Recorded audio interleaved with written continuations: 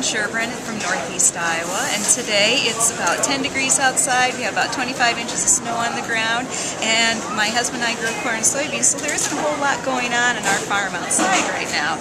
So today I'll visit a little bit about why we farm and why we raise our kids on the farm. So Suzanne, you have 3 young boys. That's right. We have 3 sons who are 11, 12, and 6, and they have their chores on our farm. Our 2 oldest have a couple of cows, and they will be having calves here in about 2 months, as well as they have their 25 chickens. They have a budding egg market going on. They take eggs to school, and the teachers buy eggs for them. Our neighbors come over and buy eggs, so they're budding entrepreneurs. What's the best part about raising your family on a farm, and how do you think that's that's a little bit different than how you would raise your kids if you lived in the city? Well, one of the things that I like about raising my sons on the farm is the fact that they know what their mom and dad do every day.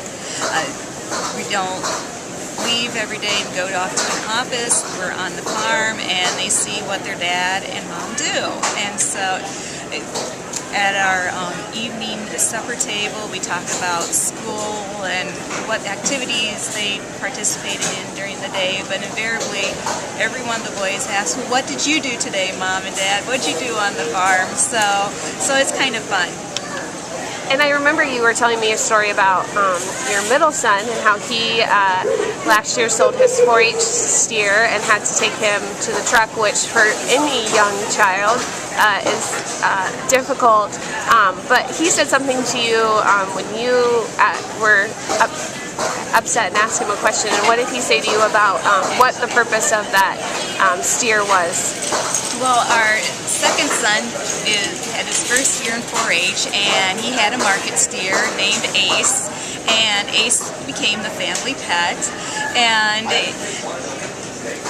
Andre, our son, grew attached to this steer throughout the season, and we always tell our sons that, you know, God put man on earth to take care of his creations, and so it's our responsibility to take care of the cattle.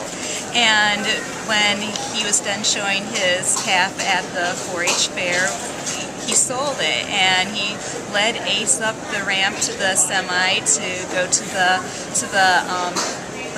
meat market, and he took the halter off of Ace and gave Ace a hug and patted him, and Ace went on the semi. And it was upsetting to me because I have grown attached to Ace as well, and Andre was, you know, kind of ho-hum but wasn't really crying or anything. I said, "Are you okay?" And he said, "Oh yeah, Mom." I said, "Are you upset about having to sell Ace?" And he said, "Well, you always said that God put us on earth to take care of his creatures, and that's my job. But Ace's job is to give us meat, and so Ace is just doing his job." Okay.